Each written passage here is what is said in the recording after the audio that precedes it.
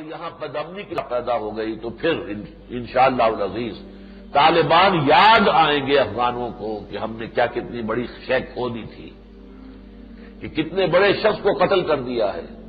اذاؤنی وای فتن اذاؤ، انہوں نے مجھے ضائع کر دیا اور انہیں اندازہ نہیں ہے کہ کیسے نوجوان کو ضائع کیا اس نے، کیسے جوان مرد کو ضائع کیا ہے۔ اسی طرح طالبان کو اگر ضائع کر دیا افغانستان نے تو بعد میں حسرت سے سوچیں گے کہ ہم نے کتنی قیمتی شے ضائع کر دی ہے۔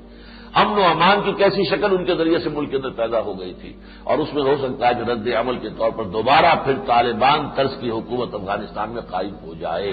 اس کو بھی میں سمجھتا ہوں کہ کوئی اس کو آپ امکان کو خارج نہیں کر سکتے۔ بہرحال ہزاروں عرب اور پاکستانی اور پھر ہزارہا افغان مجاہدین نے جو وہاں پر جام شہادت نوش کیا ہے، وہ خون کہاں گیا ہے؟ اسی سرزمین میں جذب ہوا ہے۔ وہ خون رنگ لائے گا، رنگ لاتی ہے حنا پتھر پہ گھس جانے کے بعد۔ یہ جیسا کہ میں نے عرض کیا، پھر دوہرا رہا ہوں،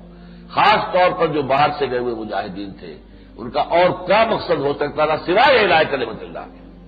ان کے تصورات سے آپ کو اتفاق نہ ہو، لیکن آپ یہ نہیں کہہ سکتے کہ ان کی نیت کوئی اور تھی، ان کا ارادہ کوئی اور تھا، ان کا مقصد کوئی اور تھا۔ کوئی دنیاوی مقصد نہیں ہے۔ انہوں نے ثابت کیا کہ وہ اللہ کے دین کے ساتھ مخلص ہے، لہذا جو اللہ کے دین کے ساتھ مخلص ہو جائے اللہ اسے اپنا مخلص بنا لیتا ہے۔ مخلص کہتے ہیں جسے اللہ خالص کر لے اپنے لیے۔ تو ایسے بے شمار مخلصین بارگاہ خداوندی، ان کا اگر خون وہاں جذب ہوا ہے تو انشاءاللہ تعالی وہاں شہر لازماً طلوع ہوگی، آسماں ہوگا شہر کے نور سے آئینہ پوش،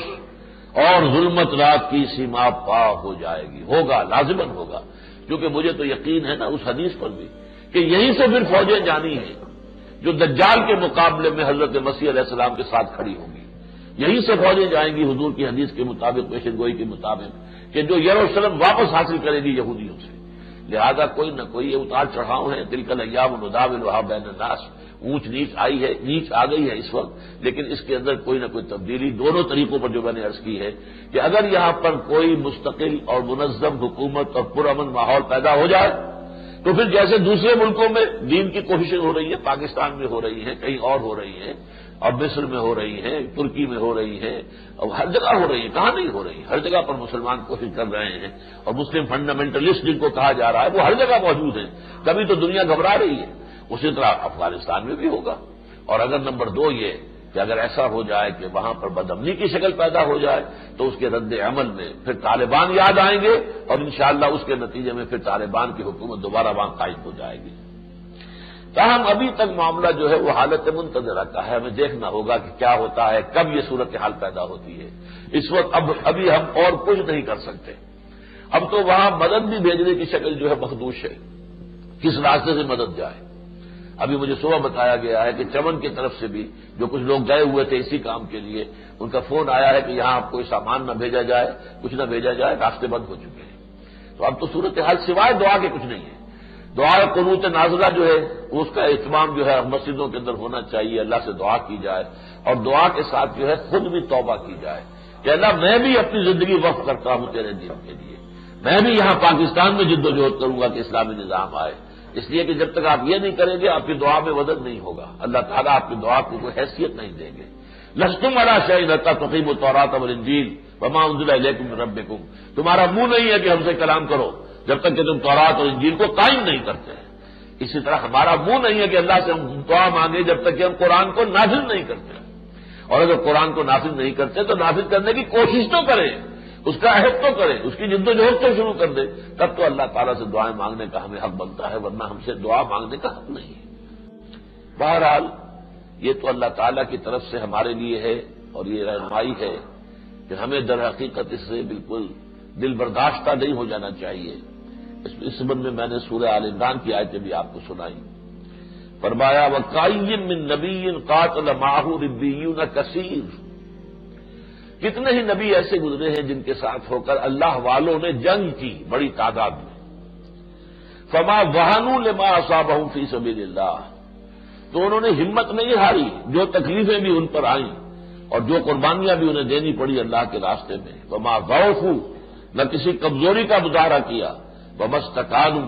اور نہ ہی کسی اعتبار سے انہوں نے دل جو ہے چھوڑا، واللہ یحب الصابرین، اللہ تعالیٰ کو ایسے ہی صابرین محبوب ہیں۔ وما کان قولہم، اور ان کا قول تو ہر وقت یہی تھا، ربنا اغفر لنا، الا ان قالوا، کہ انہوں نے یہ کہا ربنا اغفر لنا ذنوبنا واسرافنا فی امرنا، اے رب ہم سے ہماری جو خطائیں ہیں وہ درگزر فرما دے، دور کر دے، کوئی غلطیاں ہو گئی ہوں تو معاف فرما دے،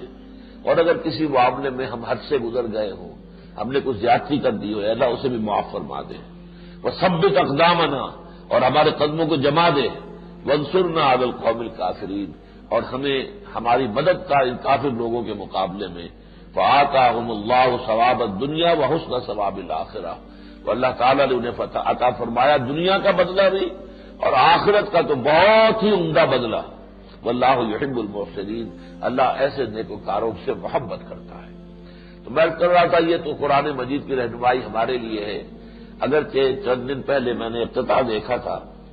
جو کہ جنگ میں آپ کو معلوم ہے کہ پہلے رئیس امروی صاحب افتتاح آیا کرتے تھے، اب وہ فوت ہو گئے ہیں، تو انور شعور صاحب میں واقف نہیں ہوں کون صاحب ہیں یہ، اور کبھی میں نے زیادہ توجہ سے ان کے یہ افتتاحات پڑھے بھی نہیں، اتفاقاً نظر سے گزرا، تو میں نے رئیس امروی کا کتاب کو سنایا تھا پچھلی مرتبہ، وہ وقت آیا کہ ہم کو قدرت ہماری سعی و عمل کا پھل دے، بتا رہی ہے یہ ظلمت شب کہ صبح نزدیک آ رہی ہے، ابھی ہے کچھ امتحان باقی، فلاکتوں کے نشان باقی، قدم نہ پیچھے ہٹے کہ قسمت ابھی ہمیں آزما رہی ہے، سیاہیوں سے حزین نہ ہونا، غموں سے اندوہگی نہ ہونا، انہی کے پردے میں زندگی کی نئی سحر جگمگا رہی ہے، اور رئیس اہل نظر سے کہہ دو کہ آزمائش سے جی نہ ہارے، جسے سمجھتے ہو آزمائش وہی تو بگڑی بنا رہی ہے، اور واقعہ یہ ہے کہ رئیس اہل نظر ملا عمر صاحب جو ہیں، جس طرح وہ ڈٹے ہوئے ہیں، ان کے بارے میں آتی خبریں کہیں بھاگ گئے چلے گئے، لیکن نہیں، وہ وہی کے وہی ہیں، ابھی صرف چند لمحوں کا فرق ہوا ہے جو بچ گئے ہیں وہ۔